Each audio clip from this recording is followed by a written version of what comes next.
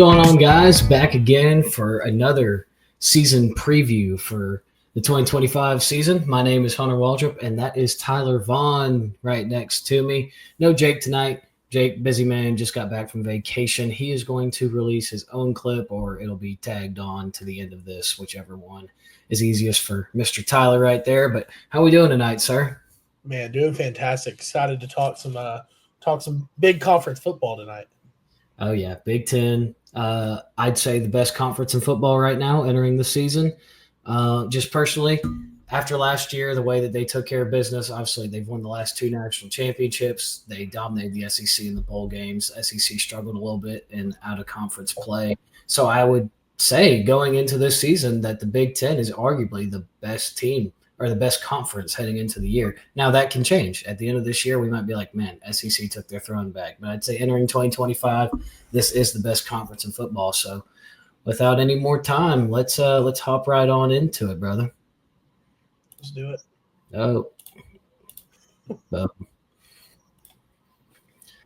First and foremost, I know Jake usually does this. He loves doing this, but I will take over today. So we are on social media at podcast_129 on Instagram. We've been posting on there our previews, links to get to the podcast. Going to be a little bit more active during the football season. Going to start posting some TikTok clips on there, so just be on the lookout for that. On TikTok, we are podcast.129. Jake has been very committed to the craft, needless to say. He is always texting Tyler and I, and I'd say he's already done a lot better than what he's done last year. Now that he's getting his feet under himself and getting used to it. And then at podcast_129 on X/Twitter, Jake and I both will be on there. We tweet really stupid stuff on there, but we also tweet ball knower stuff on there. So a little bit of everything. So please make sure that you go and give us some attention on the socials. All right. Tyler says he has a 1st and 10 for me today. Yeah, I got a good one. I got a little trivia for Hunter.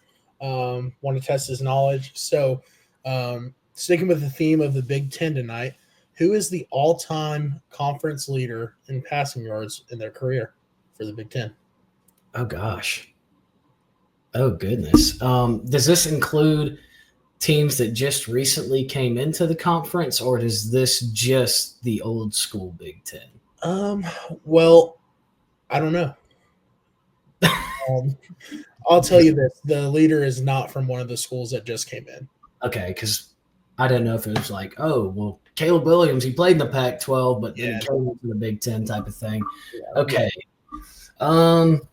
Is it C.J. Stroud for one of the first names? Justin Fields? I don't think so. And nobody from Penn State. Michigan runs the ball. Goodness. Dylan Gabriel, maybe? No. Nope. I'll give you one more final guess. You might have to dig deep into your bag for this one. Okay. I'll tell you what year he set the record. It was in 2023. The record was broken. 2023. That was the year Georgia won the national championship. C.J. Stroud was the quarterback at Ohio State. So it's not C.J. Stroud. Okay. Not Michigan. It's definitely not Cade McNamara. He was there in 2023. Who did Ohio State play in the Big 10 championship that year? I know Michigan played in the Big 10 championship. They played Purdue. And Aiden O'Connell was dig a little deeper here. Deeper? Okay. It's got to be some. When I think of Big 10, especially like up until recently, I think like ground and pound. This guy was a 4-year starter. I mean, just played a lot of snaps. Okay. I don't think it's anybody from Maryland, Purdue, Rutgers, Northwestern, Wisconsin. I don't think it's anybody from Wisconsin. Is it somebody from Wisconsin? No, it's from one of the teams you just listed, though. Rutgers, Maryland, Purdue. Is it Maryland? Yeah. Alia Tungavailoa? Yeah. He broke Curtis Painter's record in 2023 with 11,256 yards in his career. He did play a lot of snaps. A lot. I would have never gotten there without those hints. I knew I Interesting. had to get you a good one. No, that was good. Solid. Good work. Good work. Chest in my brain. I mean, as soon as you said Maryland, I was like, I knew who it was, but yeah, that was good, Tyler. That was good. I usually get those rather fast, and that's not somebody I would have just thought of off the top of my head. Yeah, no, super random. That was the first thing I looked up, and when I saw the answer, I was like, yeah, this is gonna be good. Good deal. All right, that was first and 10. Big 10 edition. All right, podcast 129, Big 10 projections. Y'all know how we do it over here. We got the surprise team, the wild card team / player and coach. We talk about disappointing team, then we kind of hit on all the tier 1 teams when we go over title game, champion, and player of the year. I know I have a few teams I want to definitely talk about that I don't think some people are, so let's hop right on into it, man. You ready? Let's do it. Let's do it. All right. The Pod 129 Big 10 surprise team. And like I said, Jake's name not on here. He's going to come out with his own little separate clip. It's either going to be tagged on to the end of this or it'll be posted separately.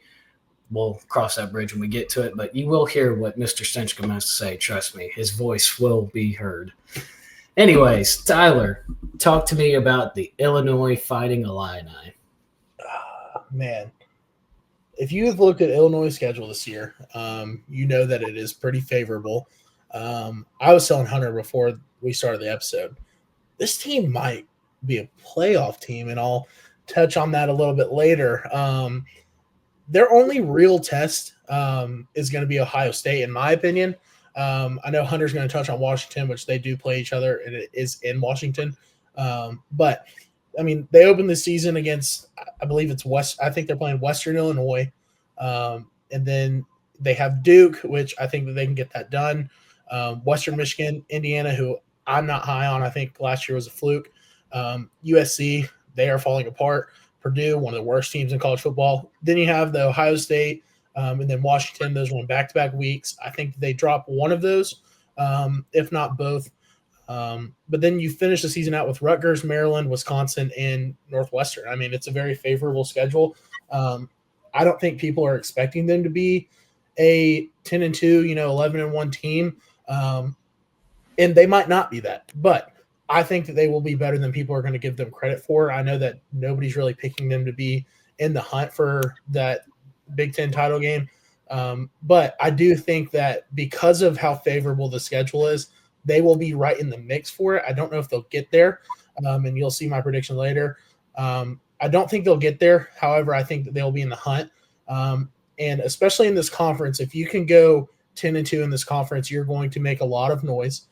You're going to be ranked pretty highly.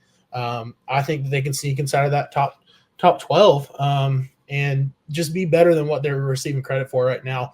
I think they have a very good team. They're going to be able to run the ball well.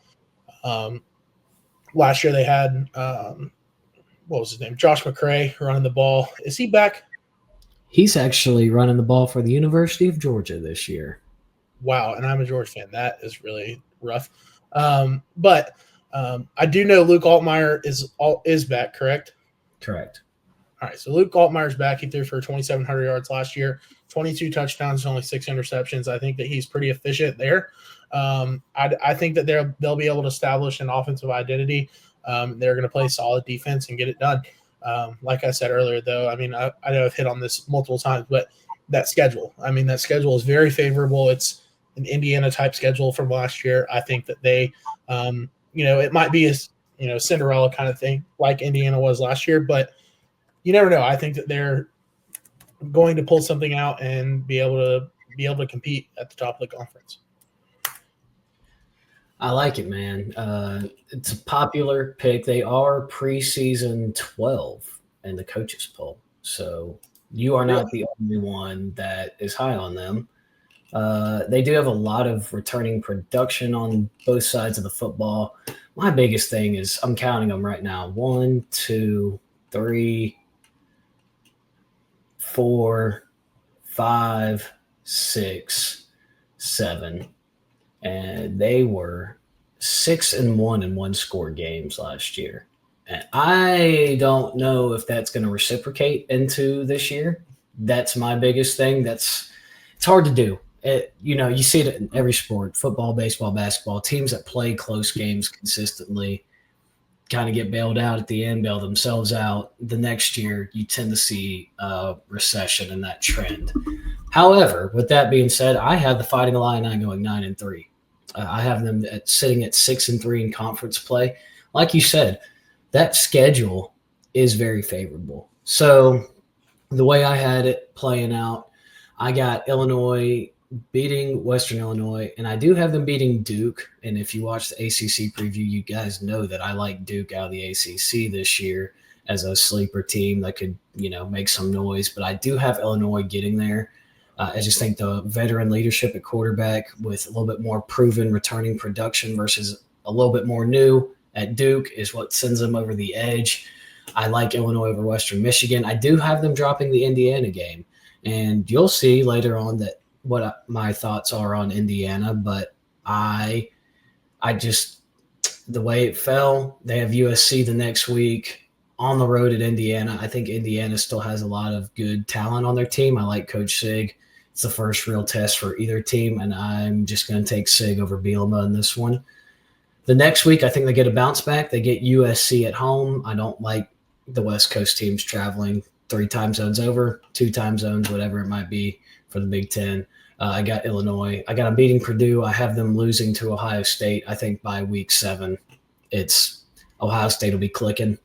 Bye week, and then they get Washington. I like Washington in that game, and I'm about to harp on the Huskies here in a second. But I do like Washington in that game, just once again, traveling 3 time zones over. Not a fan of it. Illinois got steamrolled. Now, granted, they played Oregon last year, but Illinois went 9-3 last year, played Oregon. They traveled across the country and got steamrolled. And then I have them winning out. I have them beating Rutgers, Maryland, Wisconsin, and Northwestern in the year. So 9-3. This team could definitely go 10-2. I think there's also a world where they go 6-6. Everything just falls apart. So, but with Bielema, you're going to get good defense. You're probably going to get a good running game, tough lines of scrimmage. So going to be interesting to watch this team play this year for sure, because there's a lot of high hopes for them. But as one Tom Fernelli says on Cover 3, he is the biggest Illinois fan I've ever seen. And he's always said, my expectations when Illinois has expectations, they always come up short. So it's when they don't have any expectations that they always perform. So we'll see. Will history repeat itself, Tyler? Hey. All right, my surprise team, Washington Huskies. I'm very high on this team, everybody. Y'all are going to see in future episodes in the future how high I really am. Just going to let it be known right now. I have this team sitting at 10-2. I have them going undefeated at home and losing both games on the road. I have glazed Lamont Williams in our Vibes preview. I mean, that ball game last year, 26 of 32, 374 passing yards, ran for a touchdown, threw for 4. They only lost by 1 point against a very good Louisville team. I really like his stuff from last year. So like that. Then you also have a wide receiver 1 and Denzel Boston, who had 63 receptions last year, 834 yards, 9 touchdowns. And I think he takes the next step this year. We've seen what Jed Fish can do. He has that year 2 effect. He brought Arizona from the dumps, discovered Noah Fafita, let him play a little bit at the end of his first year, comes in his second year at Arizona. They have Tedero McMillan, and they win 9 games. They might have won 10 in the bowl game. And he brought Arizona up, and then he took this Washington job shortly after. And I would say Arizona got the short end of the stick of the Nick Saban retirement deal, because this was the last domino to fall with Jed Fish going to Washington. I like what the guy's got. He's also got a really good running back in Jonah Coleman. I mean, the guy almost touched the ball 200 times on the ground. He touched it 193 times. He ran for over 1,000 yards. He averaged 5.5 a carry and had 10 touchdowns. I'd say that's pretty good numbers right there. Pretty durable guy. Will Rogers was the quarterback in Washington last year. Damon Williams, true freshman.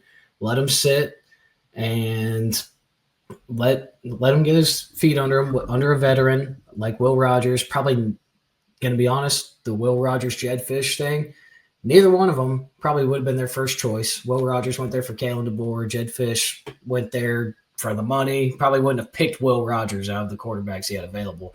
But this team still managed to win 7-8 games last year, make a bowl game. They had a pretty brutal schedule last year, needless to say. This year, I'll read it out to you. They start out with Colorado State and UC Davis at home. I got them winning both of those games. Then they hit a bye week and then hit the road to Washington State. Washington State lost their head coach, coordinator, quarterback. I don't see the Cougars making making this game much competitive. I think it's like a 14.5 point spread. So I'll take the Huskies. Also, Washington is one of the toughest places to play in the country. It has been recorded as like a top 2, top 3 loudest stadium in the country with the elevation. I've multiple people on record saying this is the toughest place to play as far as noise goes, elevation, and that it just gets rowdy in Seattle. So with that being said, Julian saying Lincoln Kineholtz, whoever the Ohio State quarterback is, it's going to be their first true road start as a quarterback. Ohio State's replacing both coordinators. They're replacing a lot of position coaches. They're replacing 8 or 9 starters on the defense. I got Washington beating Ohio State. That's like my big prediction for the Big Ten previews, that I got Washington upsetting Ohio State. And then we have the classic letdown spot the next week. There's not a bye week. It's not much time to prepare. You're on an all-time high. And then you have to travel from Seattle to College Park, Maryland, 3 hours. And I think Maryland's going to be cheeks. I think they're going to be terrible. And I've got the Terrapins beating Washington. Washington then comes back home. They play Rutgers. I got them beating Rutgers. And then they have to go back on the road. And they got to go to Ann Arbor, to Michigan. I gave them the win over Ohio State. I think they dropped this one to Michigan. I don't really know what all to think of Michigan. I think they're a little bit of a wild card team. Hint, hint. Later on. But hard to win the big house. This stretch of games right here, not easy. But then they come back home. It's like home away, home away, home away. They can't have a home stretch to save their life. But they finally, right before their bye week, they get that Illinois game where I already said I like them. Then they hit their bye week. They play Wisconsin, who, man, I feel bad for Luke Fickell. Definitely the hardest schedule of the Big Ten. I don't know if he'll be coaching by week 11 when Washington comes to town. I'll take the Huskies. They play Purdue. Then they play UCLA. I think they win both of those games. And then they play Oregon at Washington. Dan Lanning is 1-3 against Washington in his career. I'll take Jed Fish. I'll take the Huskies. I got them finishing 10-2. So, yeah, that. What are your thoughts on that optimism I just spit out? I mean, I think it is nearly impossible to beat both Ohio State and Oregon in the same season when you're not going to be the number 1 team in the country. If they beat Ohio State, there's just no way that they slip up to Maryland. And there is I just don't see that happening. I think if they can get that one done, I mean, I think they'll be on top of the world. It's college football, man. Young quarterback hangover spot. You just beat the number 1 team in the country, and then you got to travel coast to coast, literally. I feel like it's such a down spot. This isn't the NFL. I mean, it's not. This is college. Yeah, I know. I mean, I totally agree with that. But like I said, I mean, you beat Ohio State. You were on a all-time high. You have all the momentum swing. You are the top team in the world at that point. You just beat the defending national champions, who will be undefeated going into that game, I think. You know, little sneak peek to week 1 preview. But I don't know, man. I think that if they can get it done against Ohio State, they're going to be a force to be reckoned with. However, I don't think they do get it done there, and I think it starts to spiral after that because they are being talked about as a team that's going to be, on the cusp of being really good versus a pretty good team. If you don't beat Ohio State, you're not going to turn into a really good team. I just don't think so. I know that you said that they will.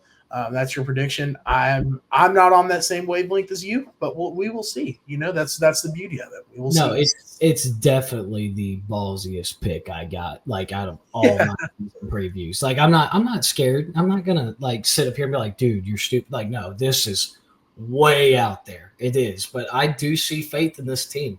I've seen Jed Fish. I've seen the quarterback. I've seen the running back. They got a wide receiver one. I like them. The biggest question mark about Washington is the defense. They lost Stephen Belichick, who's not UNC. We'll see. But you brought up a point. There's no way they beat Ohio State and Oregon in the same year.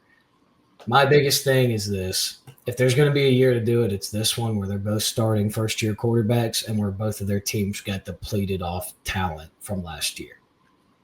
And they're a little bit more young. So anything can happen in the world of college football. Isn't that right? That's very true. It's very true. Solid surprise teams right there. Wild card teams. I just spoke for a while, Tyler. So tell me about the Michigan Wolverines. Man, when you steal the number one player in the country, Bryce Underwood, and you get him up in Ann Arbor, Michigan's always going to be a team they're going to be solid. It's a storied program, and they have pieces everywhere. They do. You can't deny that. Their schedule, week one, they're playing New Mexico. Yeah, they're going to blow by New Mexico. Then you go to Oklahoma at night, primetime game, and that's your first test. And that's why I have them as a wild card team. If they can get past Oklahoma and we see that, Bryce Underwood's going to play the way that everybody is hyping him up to play, shoot, there's no telling what happens. They might run the table and win that game and run it all the way till Ohio State, and you're getting a top 5 matchup at the end of the season. If things go the way that they're supposed to. Or they lose to Oklahoma, and then they might struggle at Nebraska. They might struggle against Wisconsin. They might struggle against Washington. That Oklahoma game is going to be their make or break game. If they can go down there and they can beat John Mateer in Oklahoma, then shoot, they might be an 11-1 team. They might be a 10-2 team. They might be, anywhere right there. But if they lose that game and it starts to spiral and Bryce Underwood is, he's a kid, literally a kid, and you're facing him, you're putting him in the Big 10, expecting him to start, and Michigan expects a national championship. I mean, they do. That's how their program is. That's how they're built. They're built around that tradition. And, if he loses that game to Oklahoma, it could spiral. So I think they have the possibility of going, 11-1, 10-2, but they also have the possibility of losing that Oklahoma game and spiraling and going, 7-5 again, 8-4, which by no means is a terrible season, but for Michigan football, that is a god-awful season.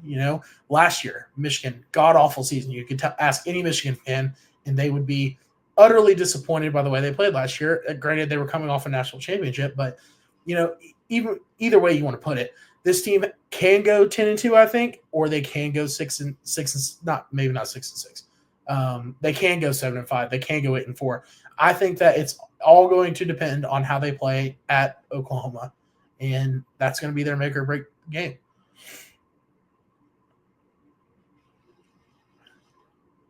I was on mute. I apologize. No, I like that a lot because I think that Oklahoma game is not just a season turnaround, like momentum setter, tone setter, whatever you want to call it, for just Michigan. I think that is just as much the same way for Brent Venables, John Mateer, and the Oklahoma Sooners. That is going to be – is that arguably best game of week 2? Probably. It's got to be. Got to be. Yeah. So I like that, man. So Michigan last year, they averaged double-digit yards throwing the football. The offense was so bad. It was abysmal, and they still won 8 games. That defense between Mason Graham, Kenneth Walker, Will Johnson, just ballers on the defense side of the ball. They won them 8 games. That offensive line was not bad. They could still run the ball, even though Donovan Edwards fell off and Khalil Mullings, that guy came out of nowhere. And then I saw in the bowl game, they had a young back who ran all over Alabama. They were pushing them around up front. So running the ball, the lines of scrimmage, not going to be the question mark for me, but it is how are you going to replace Kenneth Grant? How are you going to replace Mason?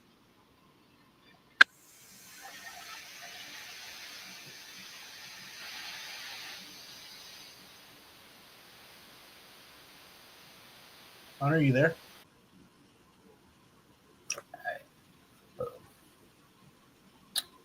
I'm just going to start from the top on Michigan. Yeah, Tyler, I like that. And just like you had said earlier, that that Michigan-Oklahoma game, I think it is the game for week 2. It's not just a tone setter for Michigan to define like how their momentum is going to swing going into their season and their conference play schedule. Same thing can be said for Brent Venables in Oklahoma. I think that those two teams in particular, like high expectations, both coaches know that they got to meet those expectations this year, or else, Oklahoma, they might fire Brent Venables. And then Jerome Moore, God knows, with all the scandals and everything else, it might just be an excuse to get rid of him. Only the Lord knows. But I like Michigan this year. They got Mason Graham and Kenneth Grant and Will Johnson all leaving to the NFL, high draft picks. It's going to be hard to replace those guys. And the defense, they're going to be solid. Not worried about it, but will the production be the same? That kind of stuff. The defense is what made them win 8 games last year. The offense, abysmal. The quarterbacks, whichever one they trotted out there that week, averaged, double-digit passing yards. So Bryce Underwood being the wild card player, I mean, I agree but I'll go and tell you right now, it can't be worse than what it was last year. If they just get competent quarterback play, not superstar quarterback play, but competent quarterback play, the team will do better than what they did last year because the offensive line and the running backs never going to be worried about it, Michigan. Not since Jim Harbaugh got there. They've always been able to run the ball and set the tone on the lines of scrimmage on offense. If the quarterback can make the plays and the receivers can step up, because the receivers, they were kind of a ghost town last year, but mainly due to the bad quarterback play. So we'll see. Like the defense, questionable about the quarterback, questionable about the receivers. But like I said, if they just get competent quarterback play, I mean, these guys will do better than what they did last year. And they still won 8 games. That's the crazy part, is that they won 8 games playing like that last year. So for Michigan, I actually got them going 9-3, 7-2 in conference play. Got them beat New Mexico, and I got them dropping the game to Oklahoma. I have them dropping the game to Oklahoma, and it's just very simple. Like, this is like just a college football rule that I follow. Freshman quarterback, first road start at Oklahoma against a veteran quarterback with experience and a coach with a fire under his ass. I'll take the Sooners. I'll just take the home team. I'd probably take Michigan if it was at Michigan, but I like Oklahoma in that game. Not going to dive too deep into it. This is not an SEC preview. Give me Michigan to beat Central Michigan.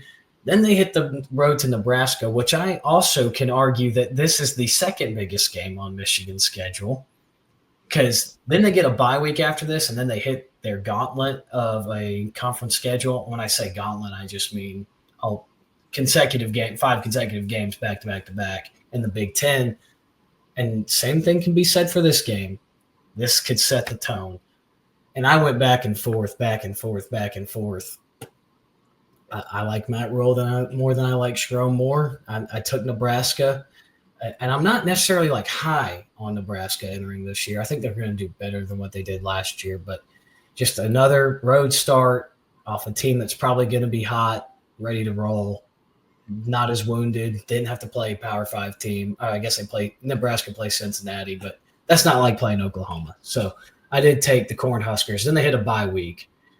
I got them beating Wisconsin. And then they travel. They travel 3 hours to Southern Cal.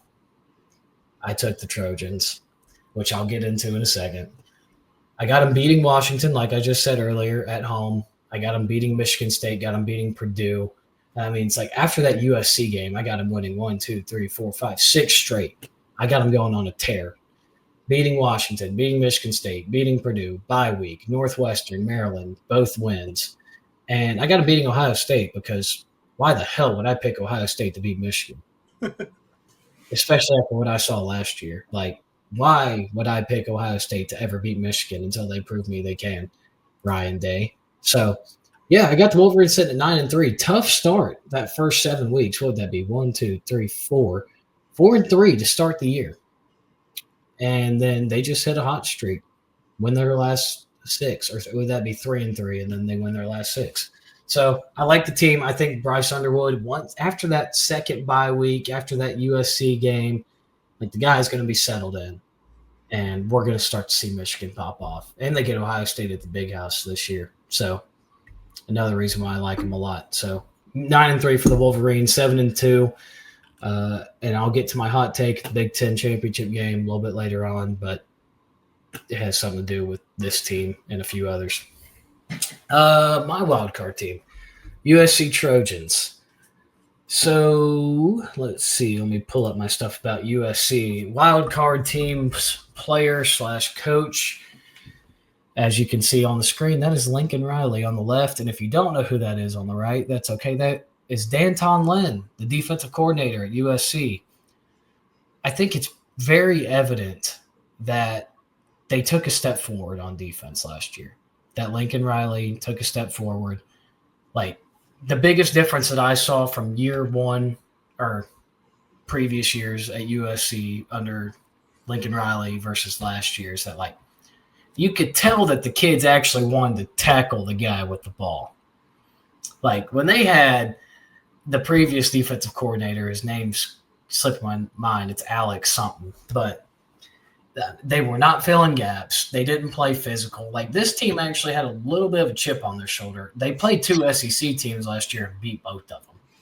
They were filling gaps. They were like 3 different plays away against Michigan to beating them. They had 7 fourth quarter leads and lost them, or lost 5 of them. I think all 5 games that they lost last year, they had a lead going into the fourth quarter. You could count on your hands, like they were like 5 or 6 plays away from being like a 2-loss team last year. It's insane.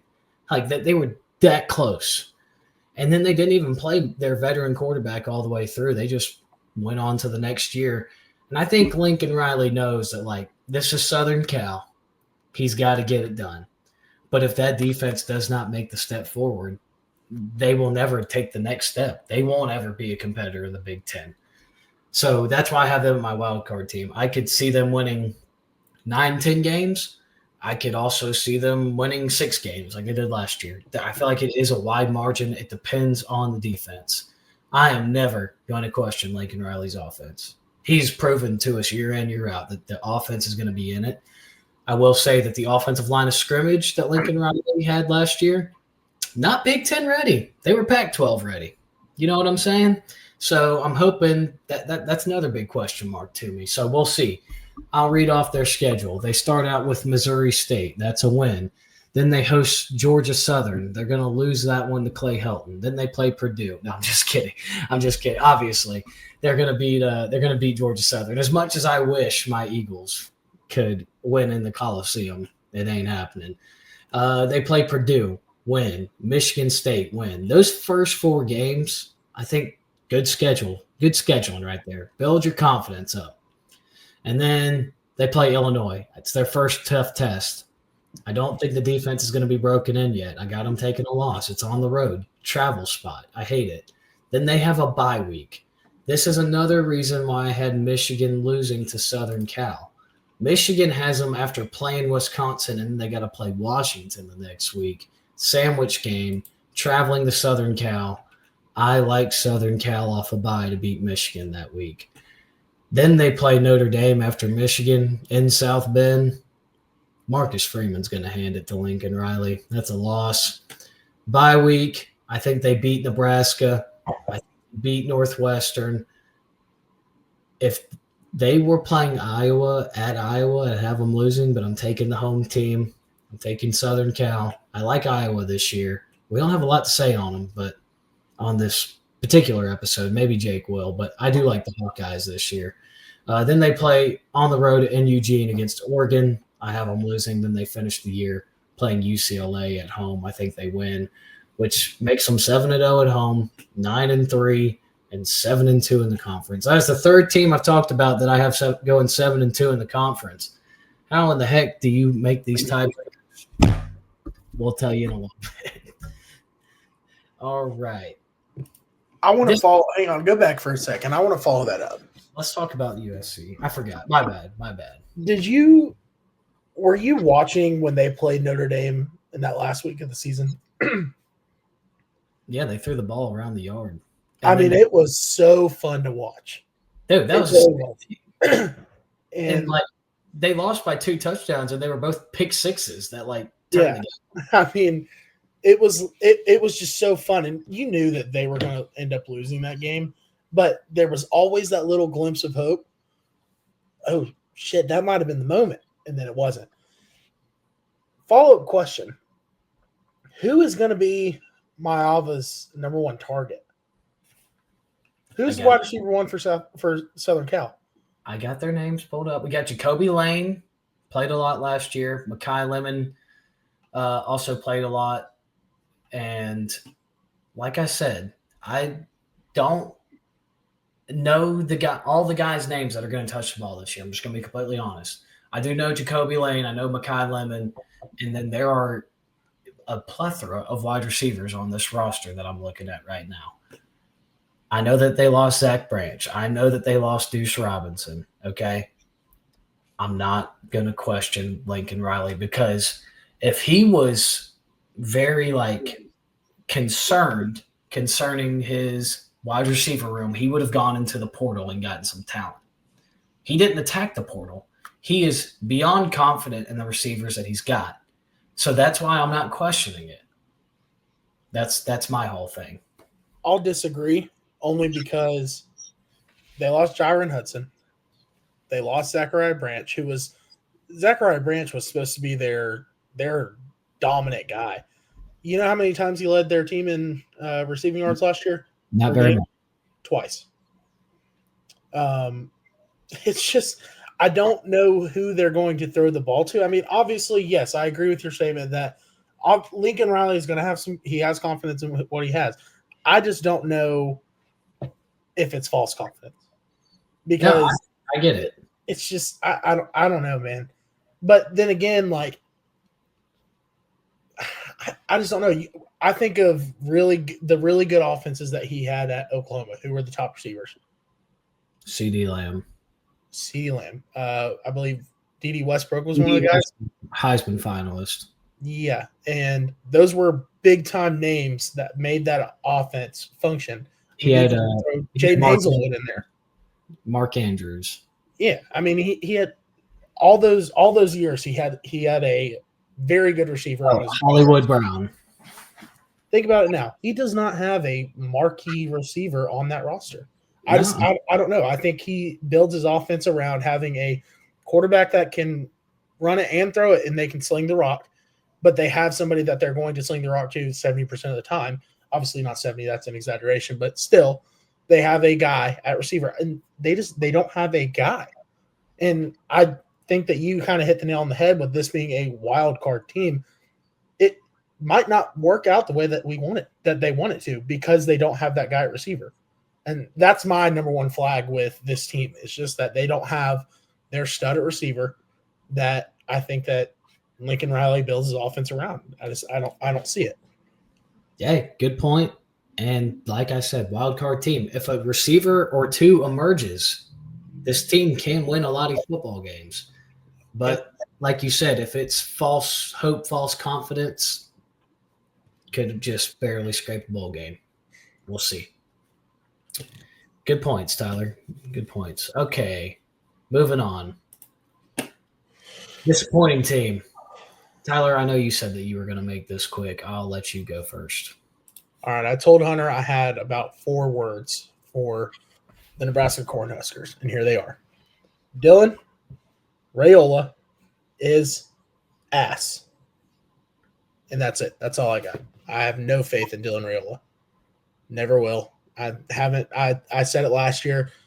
I don't think he's a good quarterback. I think he holds onto the ball too long. I think that he's just not quite as locked in as he needs to be. I think he's trying to be the Patrick Mahomes of college football, whatever that BS is. I think he's terrible. I'm not gonna sugarcoat that in any way. They don't have a very tough schedule, but because of how bad I think that Dylan Raiola is, I think that they will not win very many games, and they will not be that team. Nebraska's back. Okay, let's see it happen. I don't see it happening. I think that they are going to disappoint a lot of fans, and they're going to sell out every game like they do for years on end at Nebraska. They're going to do that again, and those fans are going to go home pretty upset sometimes, and that's just how it is. Dylan Raiola is pass. All right. I will give the kid the benefit of the doubt. He was a true freshman last year. You tend to see true freshmen hold on to the ball too long, have happy feet, they're off their back foot. Not saying it's all going to be perfect this year. I still think he's got a lot of room to grow. But with that being said, he did take Nebraska back to the bowl game for the first time in a long time last year. Matt Rule, year 3, he usually finds his teams right there at the top of the conference and sometimes towards the top of the college football playoff poll. Not saying it's going to happen this year, but they got that Indiana schedule treatment this year. I actually only have them going 8-4, and that could be generous, could be, too harsh. I don't know. But kind of like there are some people out there who legit think Nebraska's winning 10 football games this year. I'm not that high on them. I think they will be improved from what they were last year going 6-6. But I still need to see more. Dana Holgerson there, offensive coordinator. He worked with Gino, worked with a few others. I think he's going to be good for Dylan Raiola, but I still think he's young. I think it's like the year before the year type of thing. And I think we will see Raiola improve, but I don't think that they will be 9, 10, 11 wins type of good. Their losses, I'm not going to go over everything because you obviously don't have a lot to say on them, but I got them beating Cincinnati, got them beating Akron, Houston Christian. I did say I had them beating Michigan. They hit a bye week, got them beating Michigan State, so got them starting out 5-6-0, beating Maryland. And then they hit the road against Minnesota. Minnesota's just one of those physical teams that's like, do they really ever get blown out of games? They control the clock, they control the line of scrimmage, and they run the football. PJ Fleck's going to make sure that team wins at least 7 games every year. I think going on the road to Minnesota, they lose. I think they beat Northwestern. I think they lose to Southern Cal. I actually have them losing to UCLA. They go on the road after 1, 2, 3, 4, 5 straight games against Big Ten opponents. Then they have to travel cross country to UCLA. And I'm not high on the Bruins by any means this year, but they're going to be better than they were last year. And heck, that team was kind of trash last year, and they went into Nebraska and won. And then you're trying to tell me they're going to be a little bit improved on offense, and you got to travel there. I took the Bruins. They hit a bye week. They play Penn State. I think they lose to Penn State. It's going to be one of those, get your ass humbled type of games. And then they finish the year with Iowa. They somehow always lose to Iowa. It literally doesn't matter. So I actually have them winning this game, but what's the difference between 8-4, 7-5, bro? One's the Tax Slayer Bowl. The other one's the Bad Boy Mowers Bowl. Pick your So those are my thoughts on Nebraska. Just touching up on that schedule, get my last couple cents in here. I have them going 6-6. I think they lose to Iowa, then, like you said, Penn State, UCLA. I think that they very well could lose the USC game. I think that they lose to Minnesota. I think they lose to Michigan. Again, what you were saying on Minnesota, I like that a lot, and I know that we're not going to touch on it, but look out for a man named Coy Parrish. He's considered the new Travis Hunter of college football. He's going to be a two-way player from Minnesota. They're going to be physical. They're going to play smash mouth football. They're going to hit you in the mouth every play. They've been notorious for doing this. They are always in the hunt or in every game that they play. They, like you said, they don't get blown out.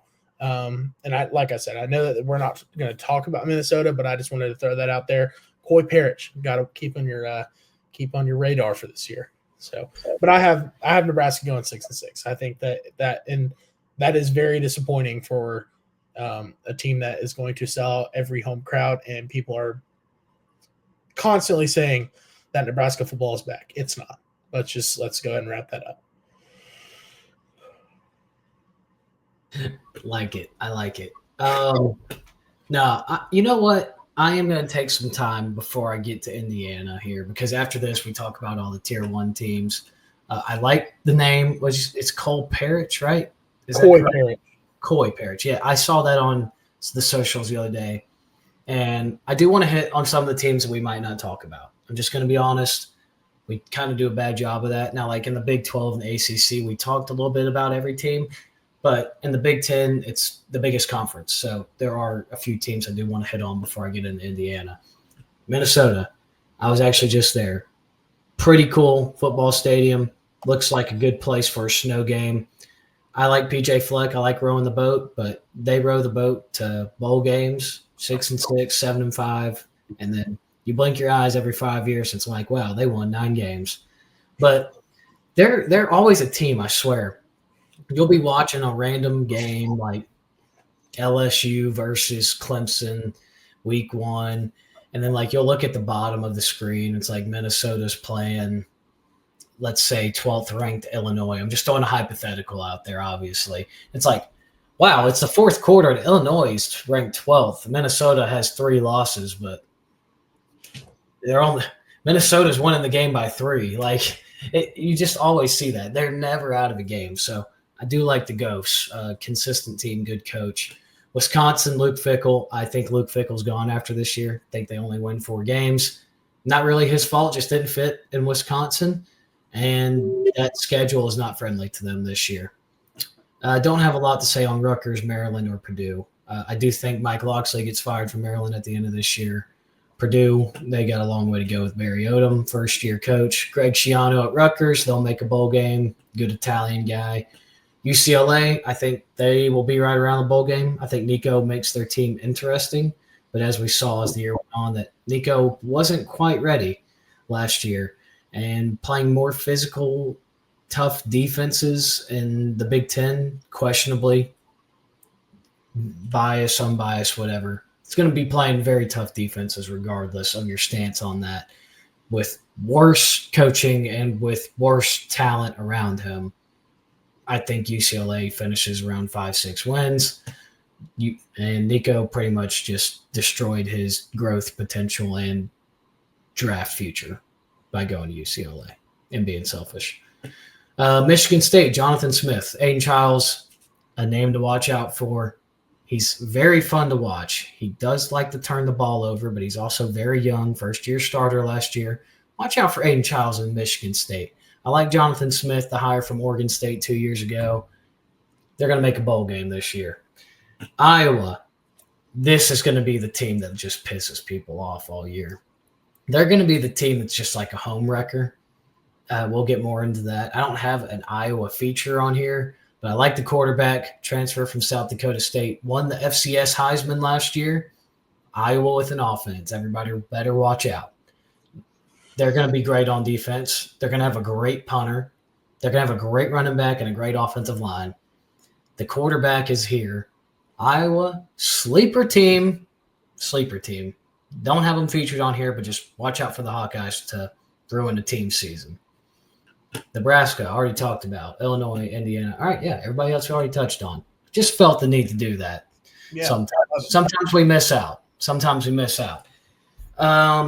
Indiana. All right, my disappointing team. Now, their win total is set 8.5. I have them going 8-4, 9-3, around that range. But it's disappointing because this team made the college football playoff last year, folks.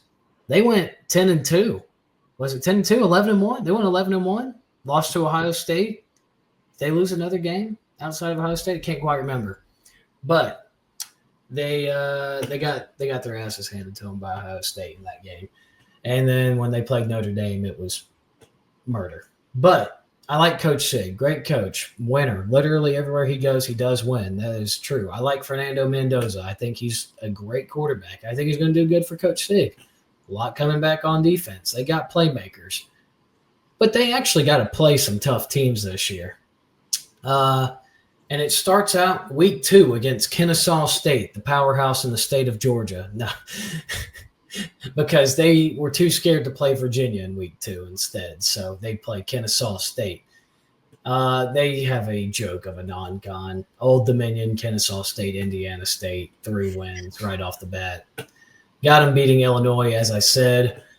Then they take a trip to Kinnick Stadium in Iowa City, and the Hawkeyes are going to get that ass. And Kirk Ferentz, they're going to get Coach Sig on the road. I like Iowa in that game. Then they have a bye week, and then they got to travel to Eugene, Oregon, and play Dan Lanning. There's your second loss of the year. They play Michigan State, win, UCLA, win, both those at home. They travel to Maryland, which is not as far for Indiana. I did give Indiana the win. Then they travel to Happy Valley. It's what you call BTA right there. Nittany Lions, bad by a lot. They got Wisconsin. Think they win. I don't think Luke Fick will be coaching that game. Then they finish the year with Indiana. That's 3 losses. That's 2 more than they had last year in the regular season. Got to play a tough schedule. Think they're going to be a good team. Be a great team to play in the Pop-Tart Bowl too. So that's my thoughts on the Indiana Hoosiers entering this season. Any thoughts on the Hoosiers? Not really. I think you kind of covered that pretty well. I think all the games that you described, I kind of agree with.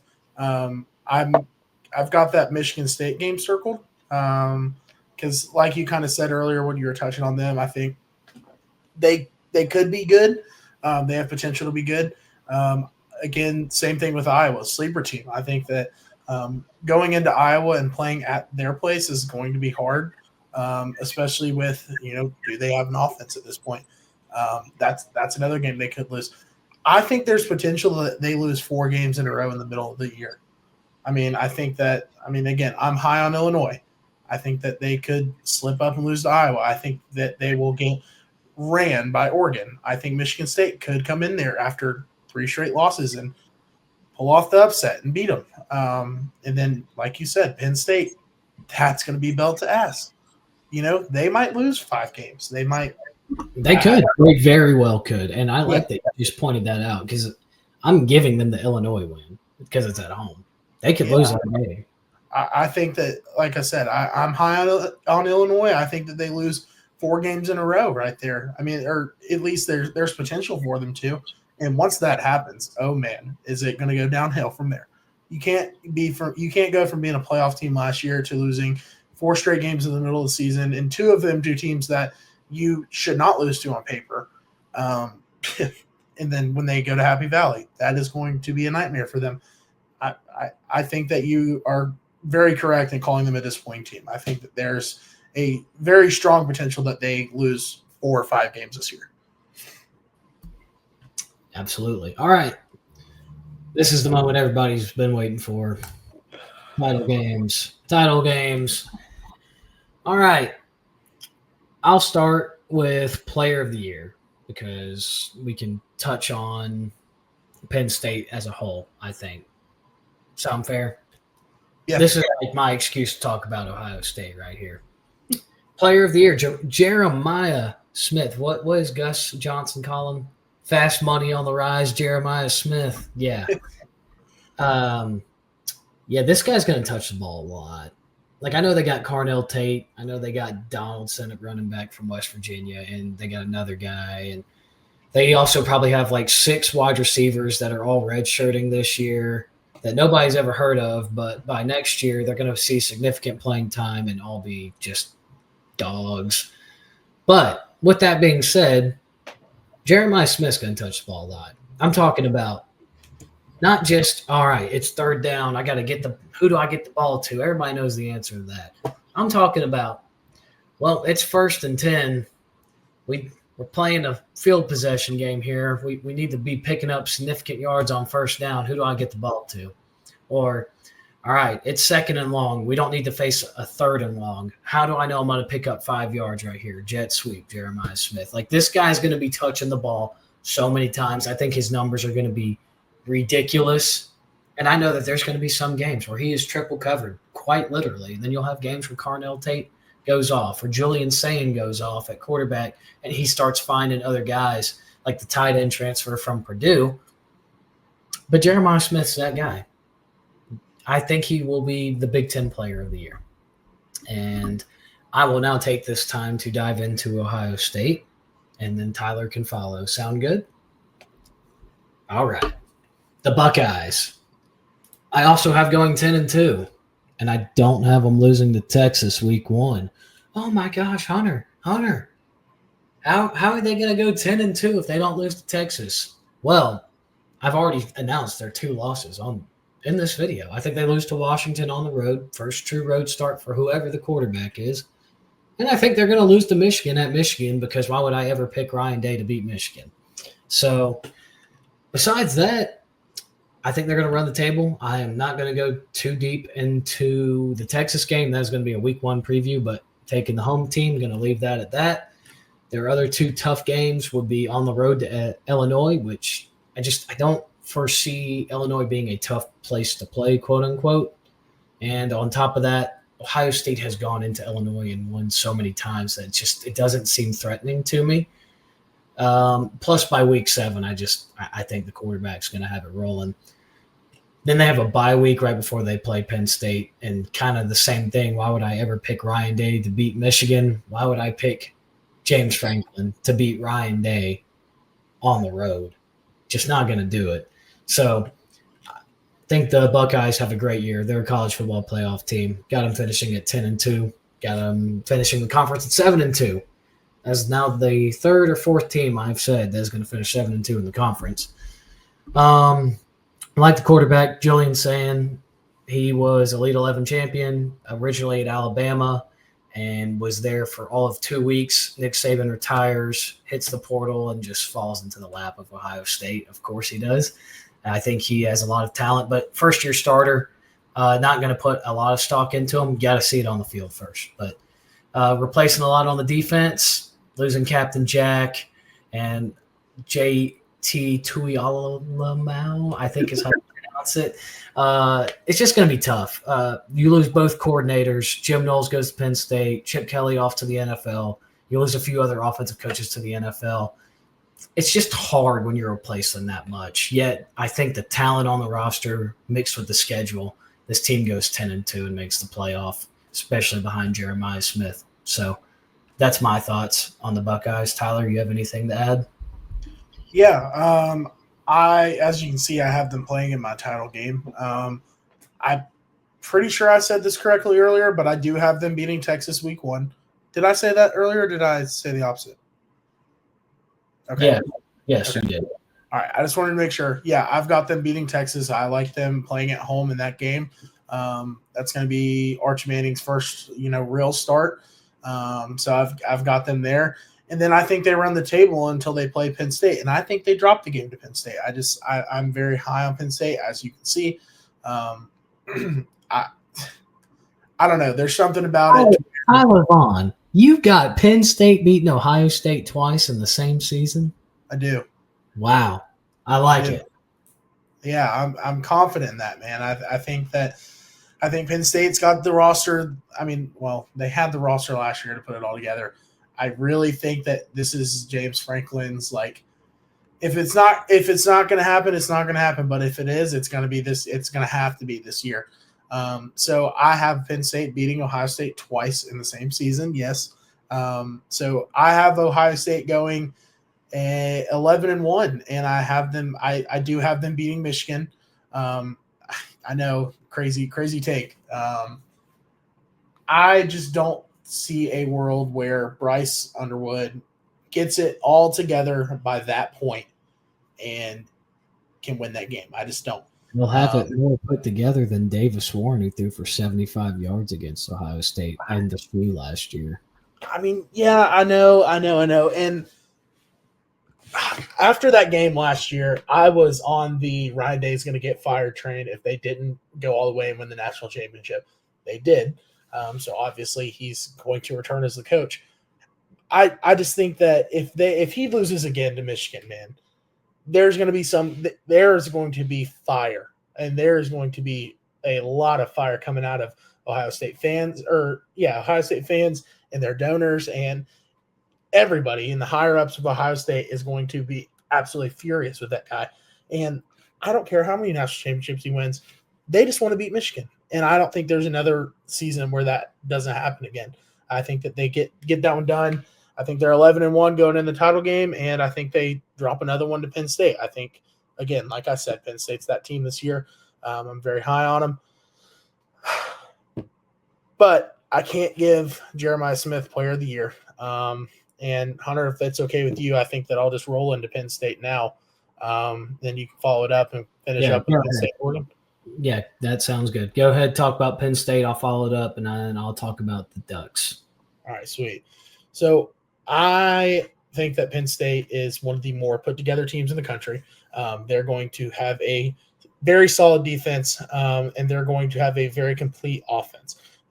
You have both of your running backs coming back, Katron Allen and Nick Singleton, I think Nick Singleton might be the best running back in college football this year. Sorry, Jeremiah Love, move out of the way. Nick Singleton is that guy. Drew Aller is probably one of my preseason Heisman, top. It's either him or one other guy, and I'll hit on that probably next week. But I'm very high on Drew Aller, and I think that Player of the Year awards, it's going to go to the best player on the best team. And if I have Penn State winning, I'm going to have their best offensive player, who's going to be the guy who shines the most for them, and it's going to be Drew Aller. So I have him winning Player of the Year. Their schedule, they do have to play Oregon, but they get to host them. I think they get past them there. They have to travel to Iowa, which I know we've talked about Iowa. I don't think that Iowa's going to be that good to beat Penn State. So I don't think they get that done. Again, I think they beat Ohio State at the shoe, and then I think they beat them again in the Big 10 championship. I think that Penn State's a 13-0 team going into the playoff. They'll be sitting on top of the world, waiting to see who they're playing after the bye week. So I think they have the most well put together roster in football right now, and I think they have all the talent in the world to do it. And again, like I said, for James Franklin, it's now or really never. I think that it has to be this season, and I think he realizes that. And I'm not going to be the guy that says it doesn't matter either way. He can't win a big game. Okay, whatever. I think he gets it done. So I think that, again, he's 13-0 going into the playoffs, sitting at home during the first round, waiting to see who he's going to play. So that's what I've got on Penn State, man. I think that they're too put together not to have the season that they're hoping to have. I like Penn State too, man. I obviously, as you could see, I got them winning the Big Ten championship myself. I just think that Jeremiah Smith's impact is going to be so detrimental or so impactful to Ohio State that they just can't not give it to him. That's totally valid. Drew Aller going to be there at the end, either running back. The defense is going to be good. They go and snag Jim Knowles from Ohio State. What, bro? That is insane. The guy who just won a national championship goes to Penn State. He's great. They're always going to have a good defense at Penn State. They got the guys. And you hit a really good point there, Tyler. You said, James Franklin, he hasn't won the big one. He can't win the big one. He's one and forever against top 10 teams or top 5 teams. And you know what? You're right. But you know who else couldn't win the big one for 6-7 years? Kirby Smart, until he did. Yep. He couldn't beat Saban until he did. And all it took, he only beat him once, but he beat him when it mattered most. Who else? I'm trying to think of other coaches. There are other coaches. I guess it's really every single coach. Dabo at Clemson. He could never get over the hump. Dabo, we're just going to be winning 8-9 games every year until he didn't, until he won. He made the playoff, and then the year after that, he made the national championship and won it. So every coach, sometimes they can't win the big one until they do. So that's kind of my mindset with James Franklin. And I've been hating on big game James myself. Don't get me wrong, but I'm buying in this year. I'm either going to get burnt real bad and feel like an absolute dummy when this year's over with, or I'm going to be a genius. I don't know which one it's going to be yet. We're in the same boat. Same boat. With that being said, I'm not going to dive too much into it, but I think it starts off with a bang, man. Like they play week non-con, easy 3 wins. They hit a bye week. Then they play Oregon. And this is like that first big game that James Franklin's going to play. And guess what? He's going to be favored in this game. And another thing that people say James Franklin's overrated, my biggest comeback to that is, well, what's he rated? Because all these top 5 games that he's lost to Ohio State and to Michigan in the past years, he's only been favored in 2 of them, and he won 1 of them. So if he's losing games he's expected to lose, then he's properly rated. That's my whole thing. I think they're going to beat Oregon at home. I think they Hunter Waldrop, do you have Penn State beating Oregon twice in a season? I do. I didn't even realize that. I'm going to be honest. I'm just going to be completely honest. I didn't even realize that until you pointed that out. Wow. Yeah, I guess I do. I 100% do. I didn't even – wow, you really just called me out there. I'm shocked. Granted, Penn State and Ohio State play every year. Oregon just played Penn State last year. But still, good eye, because you definitely caught it before I did. But yeah, I got them beating Oregon at home, and I got them beating them in the Big Ten championship game. I think they run the table. I think they do lose on the road at Ohio State. I don't think a team's going to go 12-0 this year playing on the road. By that time, I think the Ohio State boys will have their train rolling. But I don't like Penn State in that spot in particular. But they're the only team that I have going 11-1 and finishing 8-1, so only 1 conference loss. So they were for sure locked in. And then I had to go and look up the tiebreaker, because I know I said Michigan 2 conference losses, Washington 2 conference losses, Ohio State 2 conference losses, USC 2 conference losses, and I hadn't even talked about Oregon yet. I got Oregon at 10-2 with 2 conference losses. And so I legit had to run this through a simulator to talk about the tiebreakers, and it ended up with Oregon. I don't know how it does it. I just let the computer cook. I like the Ducks, man. Dan Lanning's a great coach. He's proven to be the right guy at Oregon. I got a lot of faith in him. I like the fact that this is what I like about Dante Moore, the new quarterback there at Oregon. He started at UCLA. He saw a little bit of playing time as a true freshman. Yeah, he had a turnover interception problem, but true freshman, UCLA, stuff happens. But the fact that the kid at 18 years old was able to realize that and say, okay, I got benched for a reason. I need to take a step back. That was his name. Chip Kelly leaves, goes to Ohio State. He puts his name in the portal. Oregon's like, we'll take you. We finished second in your recruiting out of high school. We'll take you. He goes to Oregon, and he goes there willingly, knowing that he's going to sit on the bench for a year just to learn and to develop. And for that reason, I like him. I like that Dante Moore is going to – I think Dante Moore is going to be very successful at Oregon. I think he's going to be exactly what they've seen over the past few years. I think the wide receiver room – or I know for a fact the wide receiver room is a little depleted with Evan Stewart getting injured and a few others going to the draft. However, I think he's going to have success. It is Oregon. Dan Lanning has done a tremendous job recruiting over his time at Oregon, and I think there's just the talent's going to be good, the defense is going to be good, and there's no reason why I don't think this team can't win 10 games. I have their losses going on the road to Penn State, like I previously mentioned, and then I have them losing on the road at Washington to end the year. Washington kind of owns Dan Lanning, and I'm just really glazing them. They could easily go 11-1. But on the road at Iowa, hey, I'm just saying, bro. On the road at Iowa, the Hawkeyes might be able to get it done against the Ducks. not a crazy world. But besides that, they got a pretty weak schedule. Those are the only 3 games that I really look at. But with all that being said, after I ran the tiebreaker, had Penn State playing Oregon for a second time. And as Tyler pointed out, I have Penn State beating Oregon twice in the same season, pulling a little Georgia action from last year, and the Nittany Lions being your Big Ten champion. Hey, man, I like it. We're on the same boat here. We both think that Penn State's got it, and I really like what you said. He can't win the big one until he does, and I think you're absolutely right. That's how every coach is. Everybody always. Ryan Day last year. Yeah, said he couldn't win the big one. Every coach has that moment. He'd made the national championship one of his first years coaching. He lost to Alabama. He lost to Clemson as a playoff head coach in the Fiesta Bowl or whatever the hell it was. He lost to Georgia in the Peach Bowl. He couldn't get over that hump and win the national championship until guess what? He did.